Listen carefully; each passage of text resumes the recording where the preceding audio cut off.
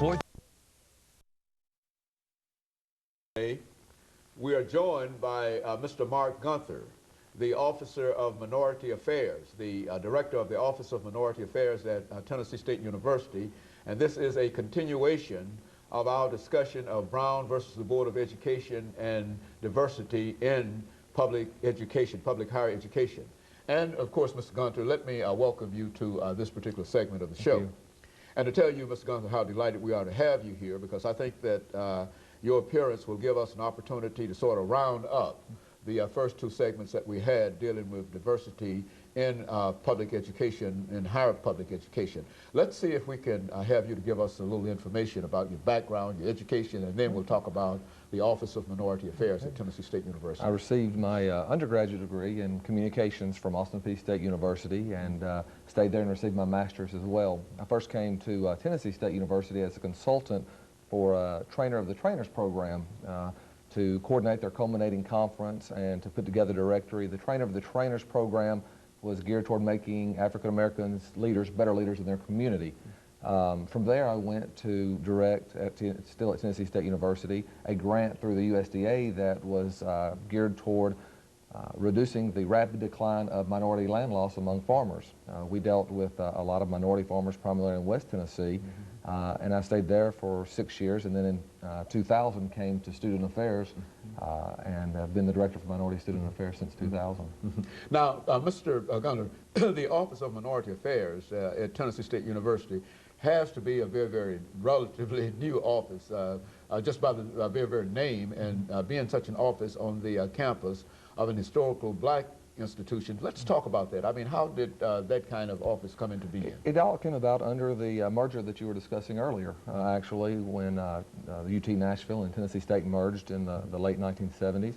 And it was brought about to help ensure that more minority students, in this case Caucasian students, were attending TSU, and that they had a successful experience there.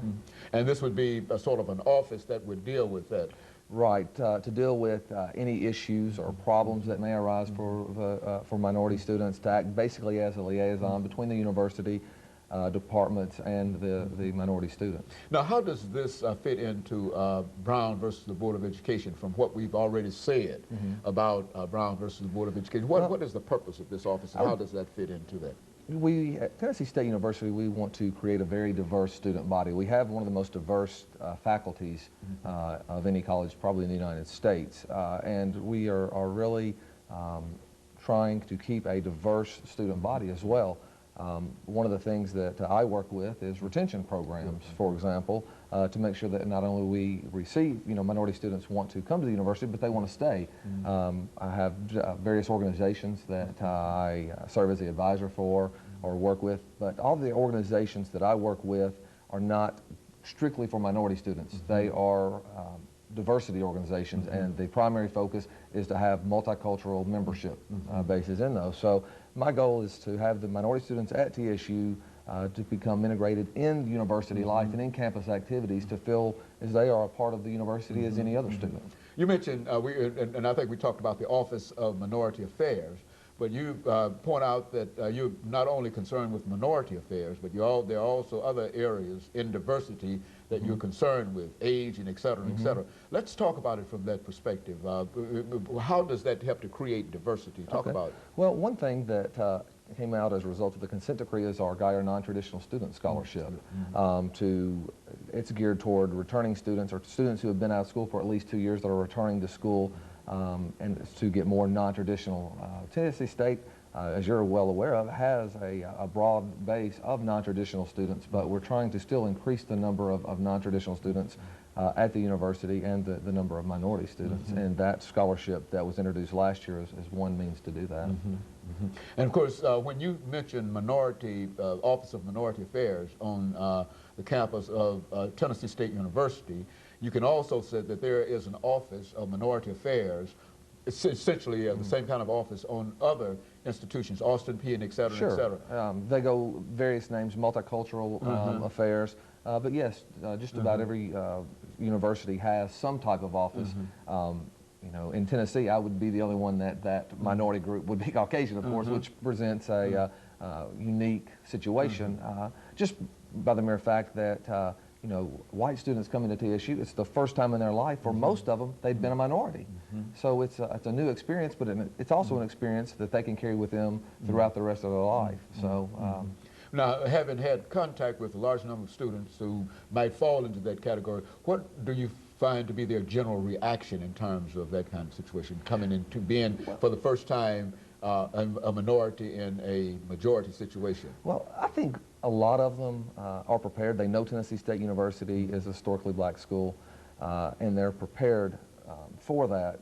I'm not sure how you prepare yourself to be a minority for the first time. You know, most people that are minorities are born minorities. So here you are, you know, 18 years old, and for the first time in your life, you know, I am a minority. But it kind of gives them an appreciation for the issues that face minority in general. So I think most of them come in geared to handle that.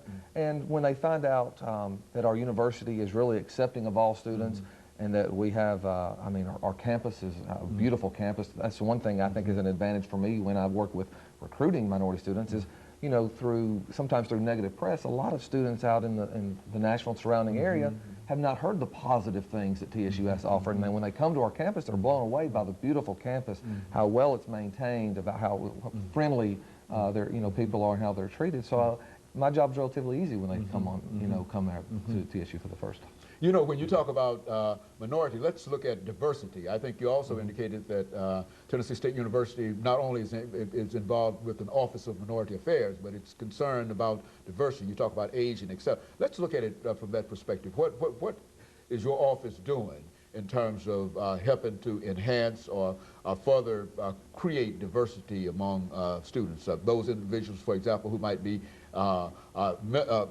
physically challenged or whatever.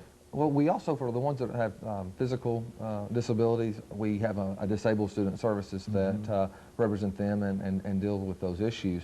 Like I said, some of the organizations that I work with, Campus Kaleidoscope is one of them, retaining the students. You know, the way that we create and keep a diverse environment at TSU is to retain the minority students that are there so they don't come there for 1 year and leave.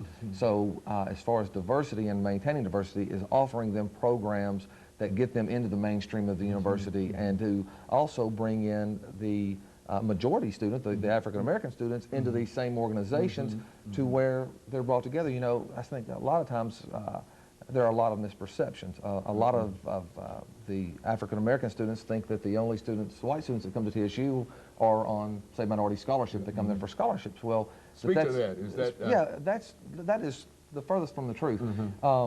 You know, for the first time, the overall student population